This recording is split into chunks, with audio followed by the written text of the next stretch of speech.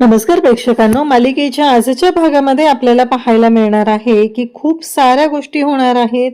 अर्णव आणि ईश्वरीच्या समोर मामा काही गोष्टींचा खुलासा करणार आहेत ज्याबद्दल मामाला संशय आहे, आणि ते म्हणजेच त्या बेडरूम मध्ये असलेलं रक्त जे रमाकांत आणि त्याचबरोबर वल्लरी यांच्यामध्ये झटापट झालेली होती. त्यावेळेस वल्लरीने रमाकांतच्या डोक्यावरती वार केलेला होता आणि त्यावेळेस रमाकांतच्या डोक्यातून आलेला जो रक्ताचा डाग आहे तो अजूनही वल्लरीच्या रूम मध्ये तसाच आहे. याच्या आधी सुद्धा मामाने तो अर्णवला दाखवलेला होता आणि आज पुन्हा मामाला संशय आलेला आहे म्हणून तो डाग मामाने दाखवलेला आहे. तर इकडे वल्लरीला आता भीती वाटायला लागली, कारण ऑस्ट्रेलिया सायबर टीम कडून अर्णव आता एक गोष्ट करणार आहे आणि ती म्हणजेच की ते सीसीटीव्ही फुटेज रिकवर करून घेणार आहे. कारण त्या इव्हेंटसाठी ज्या कंपनीने सिक्युरिटीची जबाबदारी घेतलेली होती ते सिक्युरिटीची जबाबदारी त्या कंपनीकडे होती आणि त्या कंपनीकडे आता तो त्यांच्या सर्व्हरला असलेला डेटा आहे. म्हणजे इथला सर्व्हरचा डेटा जळाल्यामुळे जरी खराब झाला असला तरीही त्या टीमकडून ते फुटेज रिकवर केलं जाणार आहे. त्यामुळे वल्लरीच्या शिट्ट्या वाजलेत आणि वल्लरीने खूप डेंजर असा प्लॅन केलाय आणि तिचा प्लॅन असा आहे की काहीही झालं तरीही आत्ता तिने एक गोष्ट ठरवली आणि ती म्हणजे या उदयकांतला संपवून टाकायचं. का तर त्या सीसीटीव्ही फुटेजमध्ये उदयकांत दिसला आणि त्याला पोलिसांनी पकडलं की आपली वाट लागणार आहे हे तिच्या लक्षात आलेलं असतं आणि त्यामुळं तिने निर्णय घेतलेला आहे. हे सगळं कशा पद्धतीने होणार आहे ते आपण डिटेलमध्ये पाहणार आहोत. त्यासाठी व्हिडिओ शेवटपर्यंत पहा. त्याचबरोबर चॅनलवरती नवीन असाल तर चॅनलला नक्की सबस्क्राईब करा. इकडे शिर्के आणि अर्णव यांची मीटिंग सुरू असते. तेवढ्यात ईश्वरी तिथे येते आणि तिचा दंगा तर आपल्याला माहितीच आहे. तेव्हा अर्णवने तिला खुनवूनच बाजूला थांबवलेलं असतं आणि सांगितलेलं असतं आता मध्ये बोलू नकोस, कारण त्याची इम्पॉर्टंट मीटिंग सुरू आहे. आणि मग एकदा का मीटिंग झाली की ईश्वरी लगेच तो लॅपटॉप बंद करते आणि अर्णवला म्हणते चला चला चला शिर्के जेवायला चला, सगळे जेवायला बाहेर थांबलेत. तेव्हा अर्णव म्हणतो मी सिंदर ऐकून घे जरा, महत्वाची मीटिंग आहे. आणि त्याच वेळी अर्णव शिर्केंना सांगतो की ते ऑस्ट्रेलिया सायबर टीम जे आहे त्यांच्याशी तुम्ही बोलून घ्या, बाकीच्या गोष्टींच्या बाबतीत काय करायचं ते आपण बघूया, असं त्यांचं बोलणं चाललेलं असतं. त्यावरती लगेच आता ईश्वरी म्हणत असते की या सगळ्याचा काय अर्थ आहे, म्हणजे या सगळ्या गोष्टी अशा कशा आहेत, नक्की काय करायचं याच्यामध्ये, असं ईश्वरी विचारत असते. तेव्हा अर्णव सांगू लागतो की इव्हेंटचं जे सीसीटीव्ही फुटेज आहे ते मिळवायचं आहे. त्यासाठी ऑस्ट्रेलियन सायबर टीम ही जी आहे कंपनी त्यांच्याशी आपल्याला टायअप करायचं आहे. ते आपल्याला मदत करणार आहेत, कारण इथल्या आपल्या सर्व्हरवरून जर ते फुटेज डिलीट झालेलं असलं तरीही आपल्याला तिथून ते फुटेज मिळवता येणार आहे.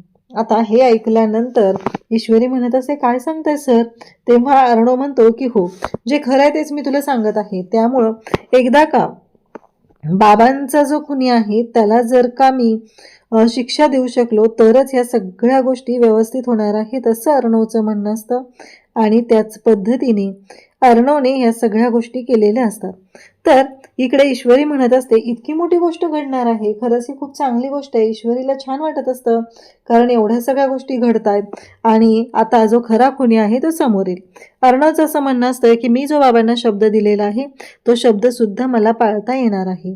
तर इकडे ईश्वरी म्हणत असते की हो, कारण ह्या सगळ्या गोष्टी खूप छान पद्धतीने कराव्या लागणार असतात. वाटतं तेवढी सोपी गोष्ट नाहीये ती. त्या बाबतीत काय काय होणार आहे, कसं होणार आहे ते सगळं शोधावं लागणार असतं. तर इकडे ईश्वरी म्हणत असते ही गोष्ट तर खूप बडी आहे सर, तुम्ही खूप हुशार आहात हो. तेव्हा अर्णव स्वतःहूनच म्हणत असतो की हो, मी तर खूप हुशारच आहे, त्याबद्दल मला काही शंकाच नाहीये, असं अर्णव सांगत असतो. आणि तेव्हा मात्र या सगळ्या गोष्टी ज्या पद्धतीने झालेल्या असतात त्यावरून क्लिअर होत असतं की काहीही झालं तरीही अर्णव आणि ईश्वरी यांच्यामधला वाद काही संपणारा नसतो. अर्णव आणि ईश्वरी ज्या पद्धतीने वागत असतात, ज्या पद्धतीने ते बोलत असतात त्यावरून क्लिअर होत असतं की अर्णव ईश्वरींचा गोंधळ हा कशा पद्धतीचा चाललेला असतो. तेव्हा ईश्वरीला अर्णव म्हणत असतो की मी हुशारच आहे, मला काही सांगायची गरजच नाहीये, असं चालू झालेलं असतं.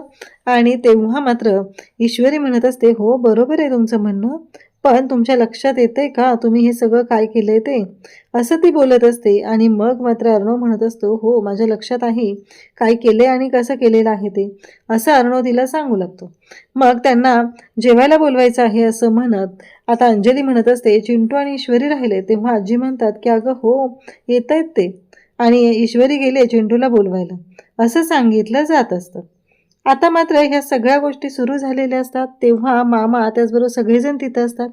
मग ईश्वरीला अंजली म्हणते की अगं सगळं आणलंय. तेव्हा ईश्वरी म्हणते की नाही, एक महत्त्वाची गोष्ट राहिली आहे जी मी माझ्या बहिणीसाठी स्पेशली बनवलेली आहे, असं ईश्वरी सांगत असते. तेव्हा मात्र सगळेजण म्हणत असतात काय राहिले आता हिचं. तेव्हा ईश्वरी सांगायला सुरुवात करते ती म्हणजे मी माझ्या नमूताईसाठी स्पेशली शिरा बनवलेला आहे गुळाचा, तिला जो आवडतो त्या पद्धतीचा, असं म्हणत ईश्वरीने तो शिरा घेऊन आलेली असते आणि तो शिरा ती नम्रताला देत असते. तेव्हा नम्रता म्हणत असते की नाही मला नको आहे शिरा. तेव्हा ईश्वरीचं असं म्हणणं असतं की अगं नको काय करतेस ताई, मी तुझ्यासाठी स्पेशली बनवलेलं आहे. तेव्हा आजी त्याचबरोबर मामा हे सगळेजण पाहत असतात आणि त्यांचं असं म्हणणं असतं बघितलं काही, म्हणजे स्वतःच्या नमोताईसाठी तेवढा स्पेशली शिरा बनवलाय, आपल्यासाठी नाही बनवलेला, असं मामा इकडे सांगत असतात. आणि मग ईश्वरी तिच्या लाडक्या नमोताईकडे येते आणि म्हणत असते की हे घे, हा शिरा मी बनवलेला आहे तुझ्यासाठी, असं म्हणत तो शिरा दिला जातो. आणि त्याचबरोबर या सगळ्या गोष्टी आता सुरू झालेल्या असतात. आणि त्यानंतर पाहायला मिळतं ते म्हणजे ज्या पद्धतीने या सगळ्या गोष्टी झालेल्या असतात तेव्हा सगळेजण पाहत असतात. मग बघितलं का, मामा म्हणतो की बघितलं का, जसं हे लाडक्या बहिणीसाठी शिरा बनवलेला आहे, आपल्यासाठी कुठे बनवलं आहे किंवा आपल्याला कुठे काय देण्यात आलं आहे, असं सांगितलं जात असतं.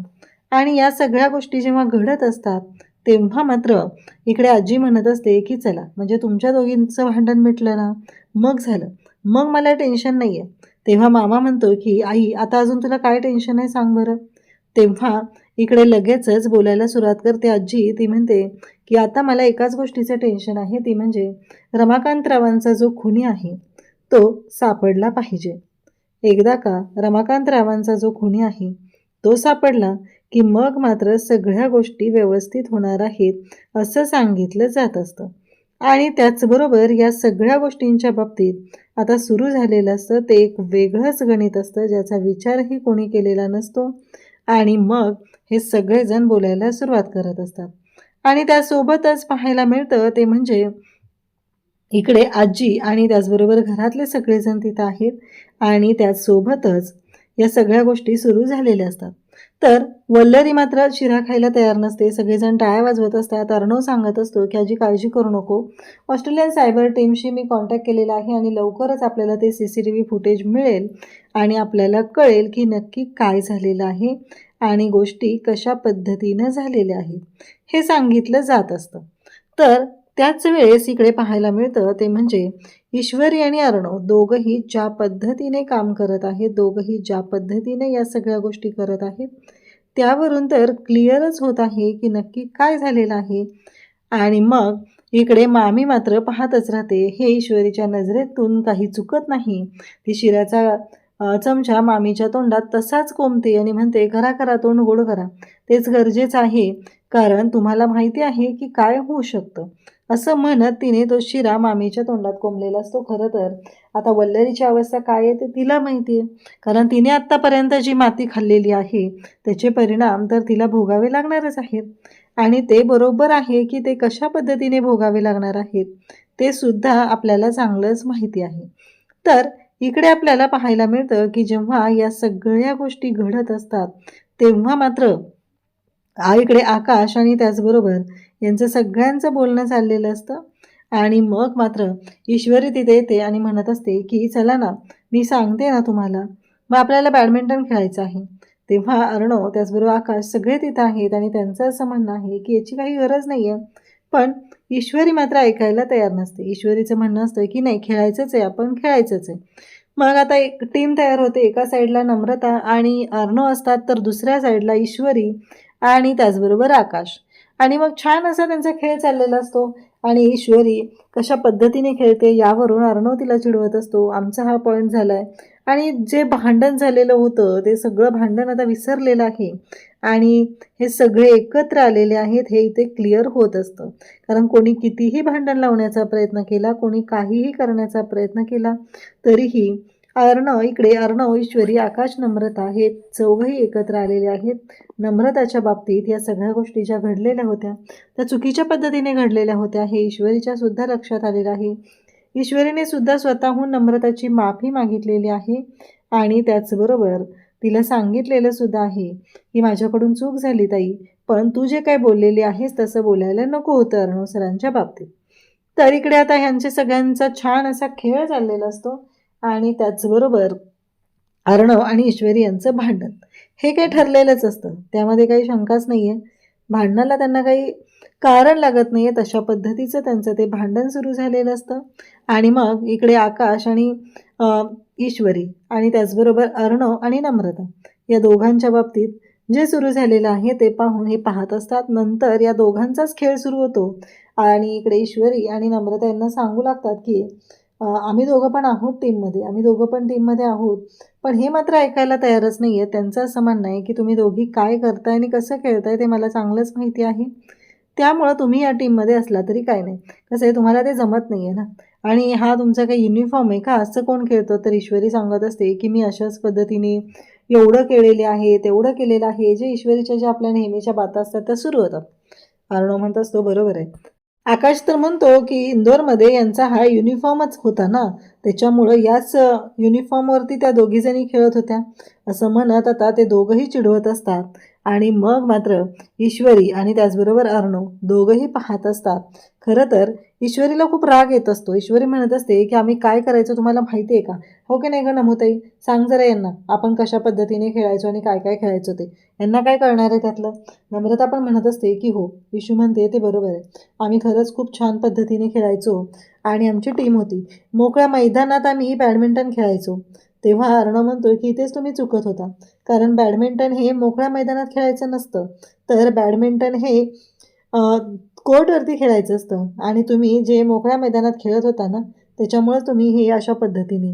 तेव्हा ईश्वरी म्हणते नाही कळणार तुम्हाला, एवढे पैसे लावून खेळायचो आणि मग मी एवढं सगळं खाऊन यायची, त्याचबरोबर घरी माझ्या नमुताईला पण खाऊ घालायची आणि त्यानंतर घरी पण आम्ही पार्टी करायचो. तेव्हा अर्णव म्हणतो हो बरोबर आहे, साडीत तुला सगळं करता येतं ना, साडीत खेळता येतं बरोबर आहे, असं म्हणत अर्णव तिला चिडवत असतो. तेव्हा मात्र ईश्वरी म्हणत असते की हे असं नको, तुम्ही ना जे बोलताय ना त्यावरून कळतंय माझ्या काय तुमच्या डोक्यात सुरू आहे ते, असं म्हणत ईश्वरीचा वेगळाच गोंधळ चाललेला असतो. आणि ईश्वरी ज्या पद्धतीने हे सगळं बोलत असते त्यावरून मात्र क्लिअर होत आहे की नक्की गोष्टी काय चाललेल्या आहेत आणि कशा पद्धतीने चाललेल्या आहेत, या सगळ्याचे टोटल लागत असते. तर इकडे वल्लरीला काही केलं झोप लागत नसते, कारण इतकी माती खाल्लेली आहे तर त्याचे परिणाम तर भोगावे लागणारच आहेत. आणि वल्लरी मात्र आता बेडवरती आडवी झालेली असते, पण तिच्या डोक्यातून विचारच जात नसतात जर का हे CCTV फुटेज रिकवर झालं तर काय होईल असा प्रश्न तिला पडलेला असतो आणि तिच्या डोक्यात तेच विचार घोळत असतात. तेव्हा मात्र वल्लरी म्हणत असते की नाही, मला या सगळ्या गोष्टींचा सोक्षमोक्ष लावावाच लागणार आहे, हा विचार वल्लवी करत आहे. आणि त्याचबरोबर वल्लरी म्हणते की नाही, मला हे सगळं कळलं पाहिजे की नक्की काय झालेलं आहे आणि यामध्ये जर का उदयकांत पकडला गेला, उदयकांत पोलिसांच्या ताब्यात असेल तर माझं काही खरं नाही आहे, कारण मी अडकली जाणार आहे, असं तिच्या डोक्यात सुरू झालेलं असतं. आणि तेव्हा मात्र ती म्हणत असते की नाही, काही झालं तरीही मला या सगळ्या गोष्टींचा सोक्षमोक्ष लावावा लागणार आहे, उदयकांतच्या बाबतीत निर्णय घ्यावाच लागणार आहे, असं आता तिच्या डोक्यात सुरू झालेलं असतं. त्यासोबतच इकडे पाहायला मिळतं ते म्हणजे दुसऱ्या दिवशी सकाळी ईश्वरी आता अर्णवला घेऊन जॉगिंगला आलेली असते आणि ती साडी नेसून आलेली असते. त्यामुळं अर्णव तिला म्हणत असतो काय चाललंय मी सिंदूर, हे सगळं मला सवय नाही आहे, हे मला जिमला जायचं असते, तुला माहिती आहे ना. तेव्हा ईश्वरी म्हणत असते की हो, पण जरा मोकळ्या हवेत जरा जॉगिंग करून बघा कसं वाटतंय ते, आणि हे तुमचं नेहमीच आहे हो, तुम्ही नेहमीच जाता जिमला आणि हे जे काही चाललंय ना तुमचं ते जरा बघा काय होतंय आणि कसं होतंय ते, असं म्हणत ते दोघंही आता बोलत असतात. एकमेकांची नुसती खेचत राहायची एवढंच त्यांना जमतं आणि त्याच पद्धतीने त्यांचं बोलणं वागणं चाललेलं असतं. तर अर्णव म्हणत असतो की मिस इंदोर, तुला कळतंय का तू काय करतेस ते, बघ बरं तू काय चाललंय तुझं, असं म्हणत तो तिला समजवत असतो. पण ईश्वरी मात्र ऐकायचं नावच घेत नसते.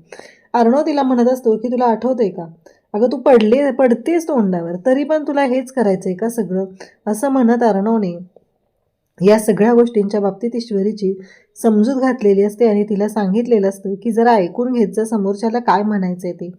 ईश्वरीचं मात्र एकच सुरू असतं की नाही, तुम्ही जे बोलताय ना तसं नाही आहे आणि तुला सगळंच जमतं ना, असं म्हणत अर्णव तिला बोलत असतो. तेव्हा मात्र ईश्वरी आता पडायला लागलेली असते आणि त्याच वेळेस अर्णव तिला सावरतो आणि म्हणतो, बघितलं का, बघितलंय, रात्री तुला बॅडमिंटन खेळता येत होतं, आता हे सगळं जमतंय, या सगळ्या गोष्टी तुला जमतायत, याबद्दल मला काही शंका नाहीये.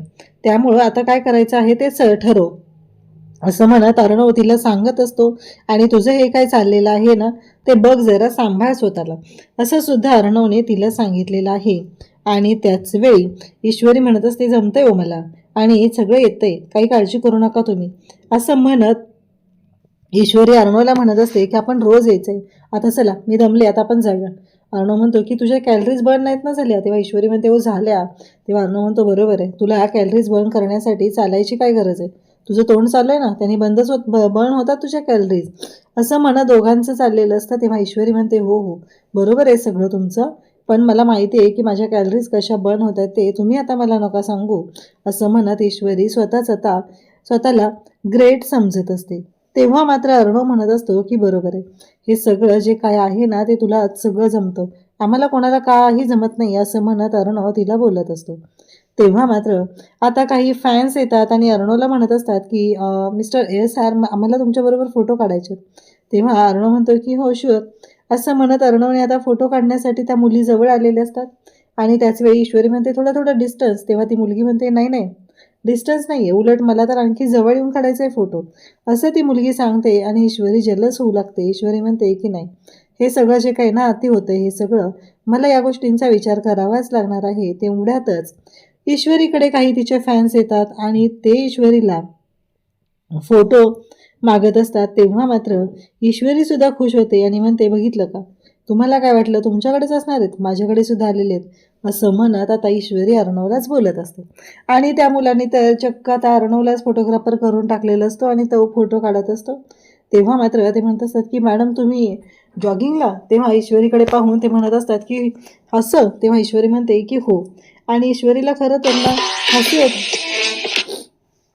हसू येत असतं अर्णवला, कारण ती मुलं म्हणत असतात की चला चला आमच्याबरोबर चला जॉगिंगला. तेव्हा अर्णव म्हणतो की नाही नाही मॅडमचं झालंय जॉगिंग करून, त्या दमलेत ना आता, असं अर्णव सांगत असतो. आणि मग दोघंही निघालेले असतात. दोघांनाही हसू येत असतं. ज्या पद्धतीने त्यांचे फॅन्स फॉलोअर्स त्यांना भेटायला येत आहेत ते पाहून दोघांनाही कौतुक वाटत असतं. त्यासोबतच इकडे पाहायला मिळतं ते म्हणजे काहीही असलं तरीही या पद्धतीने जे काही झालेलं आहे त्यावरून गोष्टी क्लिअर होत चाललेल्या असतात. कशा पद्धतीने हे सगळं घडतंय हे समोर येत असतं. तर उद्याच्या भागात आपल्याला पाहायला मिळतं की मामा वाटच बघत बसलेला असतो. अर्णव आणि ईश्वरी घरी आले की मामा तिथे येतात आणि म्हणतात की मला तुमच्याशी महत्त्वाचं बोलायचं, मला काहीतरी दाखवायचं केसच्या संदर्भातलं. आता मात्र ईश्वरी आणि अर्णव म्हणू लागतात काय आहे असं, असं म्हणत दोघंही घेऊन जातात. आणि जेव्हा दोघंही तिकडे घेऊन गेलेले आहेत तेव्हा मात्र मामा सांगू लागतात की हे बघा, हे काय आहे, असं म्हणत त्याने ते रक्त पडलेलं जे आहे ते दाखवलेलं असतं. कारण मला थोडा संशय आलेला आहे असं मामांचं म्हणणं आहे.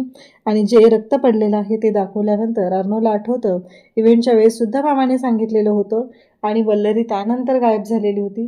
या सगळ्या गोष्टी आता समोर येऊ लागलेल्या असतात. तर इकडे अर्णव आणि ईश्वरीचा संशय वाढत चाललाय, म्हणजे वल्लरीच्या रूममध्ये हे सगळं काय आहे, या सगळ्याचा अर्थ काय आहे. तर इकडे वल्लरीने मात्र उदयकांतला फोन केलाय आणि बोलायचंय म्हणून सांगितलंय, आपण भेटूनच बोलूया असं सुद्धा सांगितलेलं आहे. वल्लरीच्या डोक्यातला प्लॅन विचित्र असा प्लॅन चालू आहे, कारण वल्लरीने ठरवलंय की आता त्या उदयकांचाच काटा काढून टाकायचा. जर का उदयकांचा काटा आपण काढू शकलो तर बाकीच्या कुठल्याच गोष्टींमध्ये आपल्याला प्रॉब्लेम येणार नाहीत असं वाटत असतं. आणि त्यासाठीच तिने हा सगळा प्लॅन रचलेला आहे. इकडे मात्र अर्णव आणि ईश्वरी दोघंही असतात. आणि त्याच वेळेस अर्णव म्हणत असतो की नाही, या सगळ्या गोष्टींचा सोक्षमोक्ष तर आपल्याला लागलाच पाहिजे, या सगळ्या गोष्टींच्या बाबतीत आपल्याला विचार करावा लागणार आहे, हे सुरू झालेलं असतं.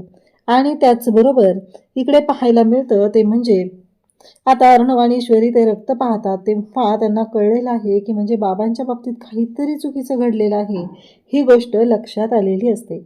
आणि त्यासोबतच आपल्याला पाहायला मिळतं ते म्हणजे अर्णव आणि ईश्वरी यांनी आता पुढच्या गोष्टींचा शोध घ्यायचं ठरवलेलं आहे.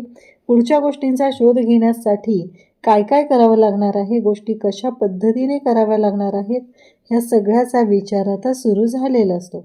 आणि त्याचबरोबर इकडे आपल्याला पाहायला मिळतं ते म्हणजे की वल्लरी आणि त्याचबरोबर उदयकांत यांच्यामध्ये बोलणं चाललेलं आहे आणि त्यांच्या बोलण्यामुळं इकडे काही गोष्टी अशा पद्धतीने घडत असतात की ज्याचा विचारही केलेला नाही. तिने ठरवलंय की उदयकांतचा काटा काढायचा आणि उदयकांतला संपून टाकायचं. हा सगळा डाव या वल्लरीने आखलेला आहे आणि त्यासाठी तिने वाटेल ते करायची तयारी दर्शवलेली आहे. या सगळ्या गोष्टींची सुरुवात कशी करायची हा विचार तिच्या डोक्यात सुरू झालेला असतो. तर हे सगळं कशा पद्धतीने होणार आहे ते आपण डिटेलमध्ये पाहणार आहोत. त्यासाठी व्हिडिओ चॅनलवरती नवीन असाल तर चॅनलला नक्की सबस्क्राईब करा. थँक्यू.